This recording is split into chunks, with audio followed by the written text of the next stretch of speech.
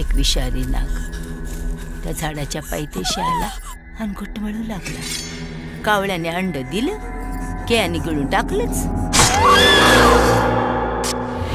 मित्रांनो, तुम्ही आतापर्यंत अनेक हॉरर चित्रपट बघितले असाल, पण काही चित्रपट आहेत जे मास्टरपीस आहेत आणि त्यांच्यामध्ये एक येतो तुंबाड. 2018 मध्ये आलेला हा एक मास्टरपीस चित्रपट आहे. त्याची स्टोरी ही युनिक आहे. 2018 मध्ये हा चित्रपट जास्त प्रेक्षकांपर्यंत पोहोचू नाही शकला.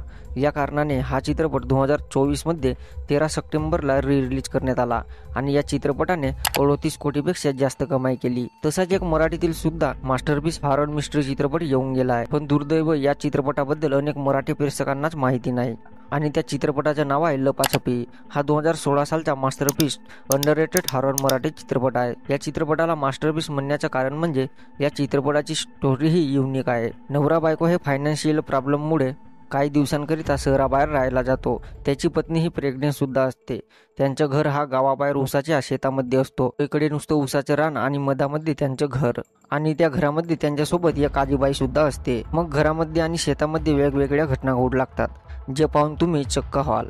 आणि मित्रांनो, या चित्रपट शेवट असा होतो की संपूर्ण राज खुलतात, जे पाहून तुम्हाला पण विश्वास नाही बसेल. शेवटी हा चित्रपट एक सोशल मेसेज सुद्धा देऊन जातो.